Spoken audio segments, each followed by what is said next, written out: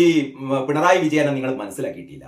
കാരണം പിണറായി വിജയന്റെ ഈ സർക്കാർ ഒരു സാംസ്കാരിക സംഗമം നടത്തുകയാണ്. അതിന് പേരിട്ട് എന്താണ്? Indian cultural Congress. Kerala cultural Congress അല്ല. കേരളത്തിലൊന്നും നിൽക്കില്ല നമ്മൾ ഇന്ത്യയിൽ. കാരണം ഇന്ത്യയിൽ ഏറ്റവും കൂടുതൽ വോട്ടർമാർ ഉള്ള പാർട്ടി ഏതാണ്? CPM ആണ്. കാരണം ഈ നോട്ടക്ക് ഒരല്പം മേലെ, അതായത് 1% വോട്ട്, 1.15 അങ്ങനെയാണ് കൃത്യമായ കണക്ക് എന്ന് തോന്നുന്നത്. അതായത് ഇന്ത്യയിൽ 1.15% വോട്ടുകളാണ് കഴിഞ്ഞ ലോക്സഭാ തെരഞ്ഞെടുപ്പിൽ ആർക്ക് കിട്ടിയത്? CPM-ന് കിട്ടിയത്. അത് പോട്ടെ. എന്നാലും നമ്മളാണ് ഇന്ത്യ. CPM ആണ് ഇന്ത്യ. അപ്പം ഇന്ത്യക്കായി മുന്നിട്ടിറങ്ങണം എന്നാണ് നമ്മുടെ പിണറായി ഏട്ടൻ പറയുന്നത്. കലയെയും സംസ്കാരത്തെയും അരാഷ്ട്രീയവൽക്കരിക്കാനും സാമൂഹ്യ യാഥാർത്ഥ്യങ്ങളിൽ നിന്ന് അകറ്റാനുമാണ് രാജ്യം ഭരിക്കുന്ന വർഗീയ ശക്തികൾ ശ്രമിക്കുന്നത്. വർഗീയ ശക്തികൾ ആരാണ്? നമ്മൾ മനസ്സിലാക്കിയിടത്തോളം ഇന്ത്യയിലെ ഏറ്റവും വലിയ വർഗീയ ശക്തി എന്ന് പറയുന്നത് കമ്മ്യൂണിസ്റ്റ് പാർട്ടിയാണ്. കേരളത്തിലേ ഉള്ളൂ. അതുകൊണ്ട് കേരളത്തിലെ കാര്യം എടുത്തു കഴിഞ്ഞാൽ നമുക്കറിയാം, കഴിഞ്ഞ കാലങ്ങളിലൊക്കെ എവിടെ തെരഞ്ഞെടുപ്പ് നടക്കുകയാണെങ്കിലും അവിടെ വർഗീയ കുത്തിത്തിരിപ്പുണ്ടാക്കി വോട്ട് നേടാനാണ് CPM-ന്റെ ശ്രമം. അതല്ലാതെ വികസന പ്രവർത്തനങ്ങൾ, അതിന് വികസന പ്രവർത്തനങ്ങളൊന്നും നടത്താറില്ലല്ലോ. പിന്നെ ക്ഷേമ പ്രവർത്തനങ്ങൾ, അതാണ് നമ്മളെ മണിസഖാവ് പറഞ്ഞത്. നിങ്ങൾക്ക് പെൻഷൻ തരുന്നത്, നിങ്ങൾക്ക് മറ്റേ എന്തൊക്കെ ആനുകൂല്യങ്ങളാണ് തരുന്നത്, എന്നിട്ട് വോട്ട് ചെയ്യണ്ടേ തെണ്ടികള് ഒക്കെ നക്കിപ്പോയിട്ട് അവസാനം മറ്റൊരു കുത്തി എന്ന് മണിസഖാവ് പറഞ്ഞത്. മണിസഖാവിന് കുറ്റം പറയണ്ട, എല്ലാ സഖാക്കന്മാരുടെയും മനസ്സിനുള്ളിൽ ഇതാണ്. അതായത് നിങ്ങൾക്ക് ഇങ്ങനെ ആദ്യം കിറ്റ് കൊടുത്തു, ഇപ്പൊ നിങ്ങൾക്ക് ഇങ്ങനെ പെൻഷൻ തരും, എന്തെങ്കിലുമൊക്കെ ചില്ലറ നക്കാപ്പിച്ച സാധനങ്ങൾ തരും, പക്ഷെ വോട്ട് ഞങ്ങൾക്ക് ചെയ്തോളാം കേട്ടോ, അതിന് വേണ്ടിയിട്ടാണ് തരുന്നതെന്നാണ് ഇവർ പറയുന്നത്. അപ്പോൾ വികസന പ്രവർത്തനങ്ങൾ പറയാനില്ല, ക്ഷേമ പ്രവർത്തനങ്ങൾ നടത്തുന്നത് ജനങ്ങളുടെ നന്മക്കല്ല, വോട്ടിന് വേണ്ടിയിട്ടാണ്. അപ്പൊ അങ്ങനെയൊക്കെയാണ് ഇവരുടെ പരിപാടി. അപ്പൊ ഈ വോട്ട് കിട്ടാൻ മറ്റൊരു പരിപാടിയാണ് ഈ വർഗീയ കുത്തിത്തിരിപ്പുണ്ടാക്കുക. ഹിന്ദുക്കളും മുസ്ലിങ്ങളും തമ്മിൽ അടിക്കണം.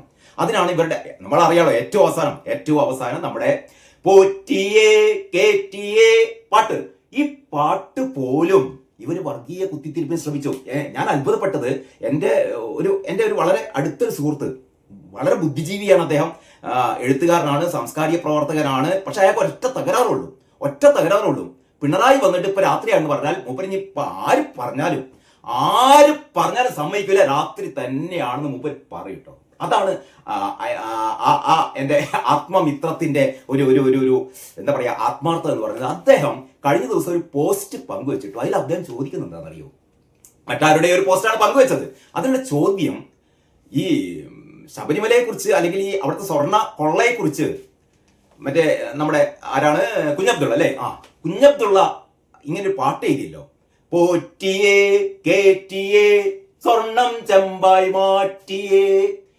എന്നിട്ട് മൂപ്പർ ചോദിക്കുകയാണ്, ഇത് അയ്യപ്പ ഭക്തിഗാനത്തിന് ഒരു പാരഡി എന്നുള്ള രീതിയിൽ എഴുതി, ബാങ്ക് വിളിക്ക് ഒരു പാരഡി എഴുതാൻ കുഞ്ഞബ്ദുള്ളക്ക് ധൈര്യമുണ്ടോ? ബാങ്ക് വിളിക്ക് ഒരു പാരഡി എഴുതാൻ ധൈര്യമുണ്ടോ എന്ന് ചോദിക്കുകയാണ്. എന്താണ് അതിന്റെ അർത്ഥം? ഇതാണ് പറഞ്ഞ കുത്തിത്തിരിപ്പ്. ഇതാണ് ഈ വലിയ സഖാക്കന്മാർ മുതൽ താഴ്ന്ന സഖാക്കന്മാർ വരെ ഇവരുടെ വായ തുറന്നാൽ വർഗീയതയാണ്. നമുക്ക് ഓരോ തെരഞ്ഞെടുപ്പും നോക്കിയാൽ അറിയാം.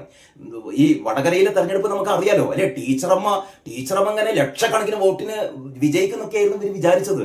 അവസാനം ഷാഫി ഇങ്ങോട്ട് വന്ന് ഇറങ്ങിയപ്പോണ്ടല്ലോ, ടീച്ചറമ്മ വരണ്ടു, ടീച്ചറമ്മന്റെ കൂടെയുള്ള ആൾക്കാരൊക്കെ വരണ്ടു പിടിച്ചു നിൽക്കാൻ. അവസാനാണ് ഒരു സ്ക്രീൻഷോട്ട് ഇറക്കിയത്, കാഫിർ സ്ക്രീൻഷോട്ട്. എന്നിട്ട് അത് പാവം യൂത്ത് ലീഗുകാരുടെ തലയിലും വെച്ചു. അവസാനം അന്വേഷിച്ച് പിണറായിന്റെ പോലീസ് തന്നെ അന്വേഷിച്ച് ചെന്നപ്പോൾ അതൊരു റിബേഷ് എന്ന് പറയുന്ന ഒരു കുട്ടി സഖാവ് അല്ലെ, ഒരു അന്തംകമ്മി സഖാവാണ് അത് അപ്ലോഡ് ചെയ്തത്. പക്ഷെ അത് ആര് നിർമ്മിച്ചു എന്ന് അറിയില്ല. പക്ഷെ ആദ്യം അപ്ലോഡ് ചെയ്തത് മൂപ്പരാണ്. മാത്രമല്ല അത് ആദ്യത്തെ എല്ലാ ഈ സഖാക്കന്മാരുടെ ഈ സൈബർ പ്ലാറ്റ്ഫോമിലൂടെയാണ് അതിങ്ങനെ കയറി ഇറങ്ങി പോയത്. അപ്പൊ ഇങ്ങനെ എണ്ണി പറയുകയാണെങ്കിൽ എല്ലാതരം വർഗീയതയും ഇവിടെ ജമാഅത്തെ ഇസ്ലാമിനെ കൊണ്ടുവന്നാരാണ്? SDPI, ജമാഅത്തെ ഇസ്ലാമി തുടങ്ങിയ എല്ലാ വർഗീയ ശക്തികളെയും ഇഷ്ടം പോലെ പാല് കൊടുത്ത് വളർത്തിയതാണ്. അവസാനം കയ്യിൽ നിന്ന് ഭൂരിപക്ഷ സമുദായത്തിന്റെ വോട്ടുകളൊക്കെ പോയി എന്ന് കണ്ടപ്പോഴാണ് ഇപ്പം ജമാഅത്തെ ഇസ്ലാമിനോട് ഒരു വിരോധം തോന്നി. ഇതാണ് കോൺഗ്രസ്സുകാർ ജമാഅത്തെ ഇസ്ലാമിന്റെ കൂടെ. അപ്പോഴാണ് ജമാഅത്തെ ഇസ്ലാമിക്കാർ തന്നെ പഴയ ചരിത്രം മുഴുവനായിട്ട് പുറത്തേക്ക് ഇട്ടത്. നോക്കുമ്പോൾ കഴിഞ്ഞ 10-30 വർഷം ജമാഅത്തെ ഇസ്ലാമിന്റെ കൂടെ കിടക്കുകയായിരുന്നു സഖാക്കന്മാർ. അവസാനം മറ്റേ വോട്ട് പോയി എന്ന് കേട്ടപ്പോൾ പതുക്കെ സൈഡാക്കി. അപ്പൊ ഞാൻ പറഞ്ഞുകൊണ്ട് വരുന്നത്, ഇവര് 1-ാം നമ്പർ വർഗീയ കാർഡ് ഇറക്കിയിട്ടാണ് കളിക്കുന്നിട്ട് മൂപ്പര് പറയാണല്ലോ, ആര് നമ്മളെ പിണറായി ഏട്ടൻ പറയാണ്, എന്താ പറയുന്നത്, യെസ്, അത് അപകടകരമായ നീക്കമാണ്. ഏത്? സാമൂഹ്യ യാഥാർത്ഥ്യങ്ങളിൽ നിന്ന് അകറ്റാനുമാണ് രാജ്യം ഭരിക്കുന്ന വർഗീയ ശക്തികൾ ശ്രമിക്കുന്നത്. അപ്പൊ രാജ്യം ഭരിക്കുന്നത് വർഗീയ ശക്തികളാണ് പറയുന്നത്. അതായത് BJP വർഗീയ ശക്തികളാണ്, ഞങ്ങൾ മതേതരരാണ്, പക്ഷെ ഞങ്ങൾ ചെയ്യുന്നത് മുഴുവനും വർഗീയതയാണ് എന്നറിയോ. ഭരണഘടനയെ തകർക്കുന്ന വർഗീയ ശക്തികൾ കൂടുതൽ കരുത്താർജിച്ച സാഹചര്യത്തിൽ, മൂപ്പരെന്നെ പറയണേ വർഗീയ ശക്തികളൊക്കെ കരുത്താർജിച്ചു എന്ന്. മൂപ്പരതിനെ ഊതി കത്തിക്കുന്നത് മൂപ്പരാണ്. എന്നിട്ട് പറയണ വർഗീയ ശക്തികളൊക്കെ കൂടുതൽ കരുത്താർജിച്ച സാഹചര്യത്തിൽ സാംസ്കാരിക പ്രവർത്തക കൂട്ടായ്മയുടെ പ്രസക്തി വലുതാണ്. അതുകൊണ്ടൊക്കെയാണ് അത്ര ഈ ഇടത് ചായ്വുള്ള ആൾക്കാരുടെ ഒരു കൂട്ടായ്മ നടത്തിയത്. ഓക്കെ, നടത്തട്ടെ. കലാ ആവിഷ്കാരങ്ങൾക്ക് വിലങ്ങിടുന്നു. ആര്? BJP സർക്കാർ കലാ ആവിഷ്കാരങ്ങൾക്ക് കടിഞ്ഞാണിടുന്നു എന്ന് ഏതാനും മണിക്കൂറുകൾക്ക് മുമ്പാണ്, ദിവസങ്ങളല്ല. അതായത് ഒരു പാരഡിപ്പാട്ട്, ശബരിമലയിൽ നിന്ന് സ്വർണം അടിച്ചു മാറ്റിയ ആ പരാതി അയ്യപ്പനോട് പറയണം, അയ്യപ്പന്റെ സ്വർണം മുഴുവൻ സഖാക്കൾ കട്ടുകൊണ്ടുപോയല്ലോ എന്ന് അയ്യപ്പനെ വിളിച്ചിട്ട് ഒരു എന്താ പറയാ ഒരു ഭക്തിഗാനം പാടിയപ്പോ അതിനെതിരെ കേസെടുത്ത വീരന്മാരാണ് പറയുന്നത് ഇവിടെ ആവിഷ്കാര സ്വാതന്ത്ര്യം നമ്മൾ സംരക്ഷിക്കണമെന്ന്. ഈ കമ്മ്യൂണിസ്റ്റുകാർ, ഈ മാർക്സിസ്റ്റുകാരുണ്ടല്ലോ, ഇങ്ങനെ അതായത് ചെയ്യുന്ന കാര്യം മുഴുവനും അതിന് വിരുദ്ധമായി സംസാരിക്കുക. ഇവരുടെ വിചാരം ഇവർക്ക് മാത്രമേ വിവരമുള്ളൂ എന്നാണ് ഈ പൊട്ടന്മാരുടെ വിചാരം. ഞാൻ പല പ്രാവശ്യം പറഞ്ഞതാണ്, ഇനി കൂടുതൽ പറയുന്നില്ല. സമൂഹത്തിൽ ഭയവും വിദ്വേഷവും പടർത്തി നേട്ടം കൊയ്യുന്ന വർഗീയ ശക്തികളെ തുറന്നു കാട്ടാൻ കലാലോകം മുന്നോട്ട് വരണമെന്ന് മുഖ്യമന്ത്രി പറഞ്ഞു.